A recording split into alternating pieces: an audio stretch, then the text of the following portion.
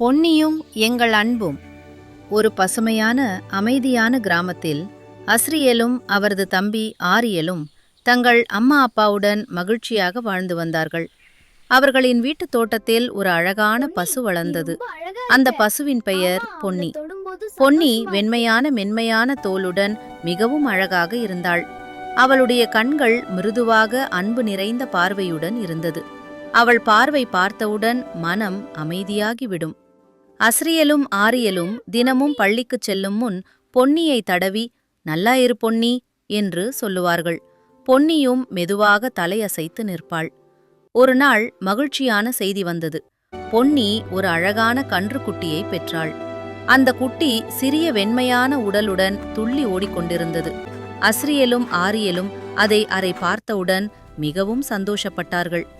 இதுவே இனிமேல் எங்கள் செல்லம் என்று இருவரும் ஒரே சத்தத்தில் சொன்னார்கள். அந்த நாள் முதல் அந்த கன்றுக்குட்டி அவர்களுடன் விளையாடத் தொடங்கியது. அவர்கள் ஓடினால் அது ஓடும், அவர்கள் நின்றால் அது நின்று அவர்களை நோக்கி அன்பாக பார்ப்பது. காலை நேரத்தில் அம்மா பொன்னியின் பாலை பறித்து கொடுப்பார். அந்த பால் மிகவும் சுவையாகவும் ஆரோக்கியமாகவும் இருந்தது. இந்த பால்தான் எங்களுக்கு பலமும் ஆரோக்கியமும் தருது என்று அஸ்ரியல் பெருமையாகச் சொல்வான். அவர்கள் தினமும் பசும்புல் கொண்டு வந்து பொன்னிக்கும் குட்டிக்கும் உணவாக கொடுப்பார்கள். அன்புடன் தடவி பேசுவார்கள். ஒரு நாள் அஸ்ரியலும் ஆரியலும் ஒரு உறவினர் வீட்டிற்கு சென்றார்கள். அந்த நாள் பொன்னி சாப்பிடாமல் அமைதியாக நின்றாள். அம்மா பலமுறை உணவு வைத்தும் அவள் சாப்பிடவில்லை. மாலை நேரத்தில் அஸ்ரியலும் ஆரியலும் திரும்பி வந்ததும் பொன்னி மகிழ்ச்சியாக துள்ளி வந்து நின்றாள்.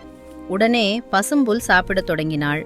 அதை பார்த்த அம்மா சிரித்தபடி சொன்னார், பொன்னிக்கு நீங்க இருவரும் இல்லாம சாப்பிடவே மனசு வரல. அந்த நாள் அஸ்ரியலும் ஆரியலும் ஒரு முக்கியமான பாடம் கற்றுக்கொண்டார்கள். மிருகங்களுக்கும் மனம் உண்டு. அன்பை கொடுத்தால் அது பல மடங்கு திரும்ப கிடைக்கும். கதையின் நெறி: அன்பு செலுத்தினால் அன்பே திரும்ப கிடைக்கும். மிருகங்களும் மனிதர்களைப் போலவே உணர்வுகள் கொண்டவை.